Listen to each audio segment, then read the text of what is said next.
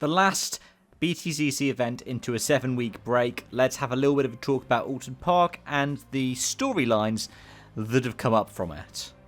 I think we start with our championship leader Ash Sutton. For once, he had a decent qualifying race, finishing 3rd. He'd had all kinds of issues in the first 3 qualifying races of the season. However, this weekend wasn't really to be. He did get his customary win for the weekend. He got that in race 2, as he did in Snetterton.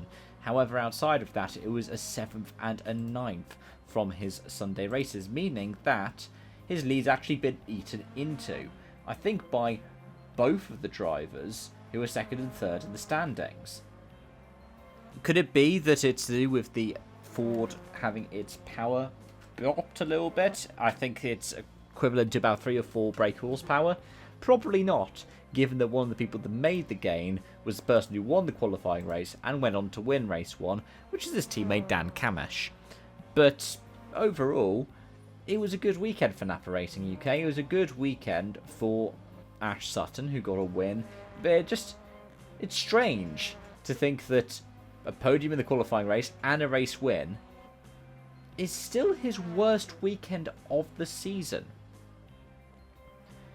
Because, yeah, he's managed to pick up wins in other weekends, but he's also picked up at least 2 podiums. The first 2 weekends, he picked up 3 podiums and 4 podiums, respectively, because in the Brands Hatch Indy, he also won the qualifying race. It was a first, second, second. However, Snetterton, he got a 1st and a 2nd and a 10th in race 1, and I think he retired, didn't he, from the qualifying race. But this weekend, it looked like things just came together for him. But just not in the way that he would have expected in terms of the points haul. But it was a pointsy day for Tom Ingram. He didn't get a podium in the qualifying race, he was just behind Sutton, but a 3rd, a 2nd and a 3rd means that the driver of the 80 ends up coming out of this with some good points on the board over the weekend. And yeah, the race 2 one was it was a dominant display for Sutton, wasn't it? But when it came to the other races, I mean, I doubt that the points that he lost to Ricky Collard coming 2nd in race 3 are going to have a detrimental impact on the championship bid, because we could look at so many other occasions in which Ingram has lost points this season. But yeah, good job for him. He eats into Sutton's lead in the championship, which is what he needs to do. We're nearly at the halfway point of the season. The gap is nearly 50 points. He needs to start making these inroads, otherwise we could see a championship crowned in Silverstone. But there were other stories up and down the field. So, for example, Charles Rainford getting his 2nd win on the year with the race 3 victory. That puts him into 4th in the standings, puts him ahead of Ricky Collard in 5th and Darryl De Leon, his teammate, in 6th, I believe. Does that also then mean that there is an impact on the independent drivers' standings?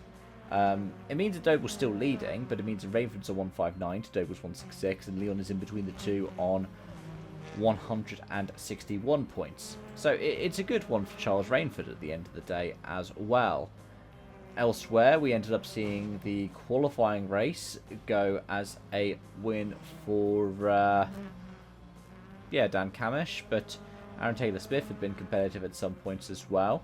He had an unlucky race 3 because, well, he had the retirement after spinning and collecting poor Adam Morgan at the start of the race.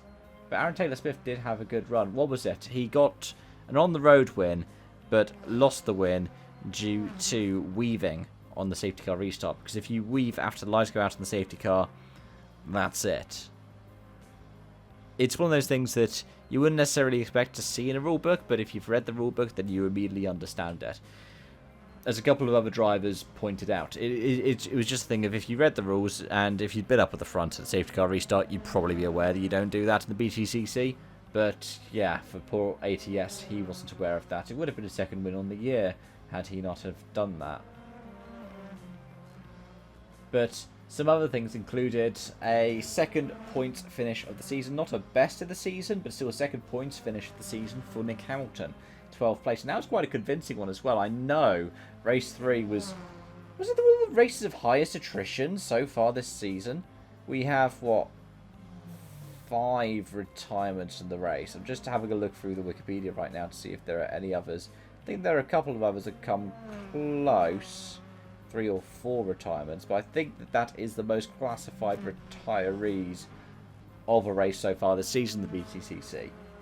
But 12th means he comfortably beat a few different drivers as well, which is just testament to what Nick Hamilton is doing. It means Netterton, he picks up the Wingfoot Award, and yeah, got points in Brands Hatch Indy, got points. Did he get points in the qualifying race in Snetterton? He got 15th there. I think points still do go down to 15 for that one. But yeah, a second race of the season that he ends up picking up points. Good weekend by him. But yeah, I've briefly mentioned the drivers' standings. Sutton on 220, Ingram on 172, Camish on 160, then it's Raven on 137, Ricky Collard on 124, DeLeon on 113, and Doble on 110. The only other driver above 100 points is Josh Cook on 105. That's a good one for Ricky Collard, especially because he's got some more partners on board. He's still trying to complete funding for the rest of the season. It'd be great to see him do the full season, because I don't know if there's anybody else we've lined up to do that 4th Accelerate car. And as for the standings, Accelerate are on 269, but Alliance Racing Ford is on 387. Mercedes on 237, Toyota on 216. In the teams, it is Napa Racing UK on 334 from West Surrey Racing, second in the team standings on 228. 216 for Team Virtue. LKQ Eurocar Parts for PMR is on 186, and Laser Tools for MB Motorsport is on 168. Ahead of the main Speedworks team, actually, as well. Cataclean Plato on 132, Restart on 129, Speedworks on 103, and Steel Seal with PMR is on 69. I'd be interested to see what happened if you combined the two PMR outfits and what kind of points they would be having, because they've had a really good season with those Audis. In the independents, I mentioned earlier, Doble's still legal 166, Leon's 161, and Rainford's 159. Behind them is quite close, 148 for Aidan Moffat, 147 for Gordon Shedden, 142 for Chris Smiley. In the independent teams, it is PMR, the LKQ entry that is, on 200. WSR 1 point behind at 199. I think I had it on my preseason predictions that WSR would pick up the win, and they could well do that with a good second half of the season. Remember, Croft still hasn't happened yet. Laser Tools Racing are on 184, 170 for Restart Racing, and Steel Seal with PMR is on 137. Again, if you combine the two outfits, I would assume the Audi would be comfortably at the front. And to wrap it up for the Jack Sears Trophy for this season, so far, Dexter Patterson on 195, James Dolan on 188, Sam Osborne on 166, and it's Hamilton on 132, Selby on 129, and Max Buxton at the bottom of the field on 106. The only one not to have gotten the top 3 in any of the Jack Sears this season. But that's that for this video, folks. Let me know your thoughts, feelings, and comments in the comment section down below. We've got a bit of a break, but I'm going to be covering all kinds of different action on this channel in the meantime. If you're looking for other tin top stuff, especially touring car stuff, I should be covering the TCR World Tour. But in addition to all of that, you can follow me for F1, WRC. You can also look out for things like NASCAR, Supercars, Super Formula, Super GT, GT World Challenge. Hey, we've got Le Mans coming up this weekend, the World Endurance Championship, Rallycross, Formula E, yeah, IndyCar, IMSA. So many different things. There's a video at least every single day. But till next time, folks, so bye for now.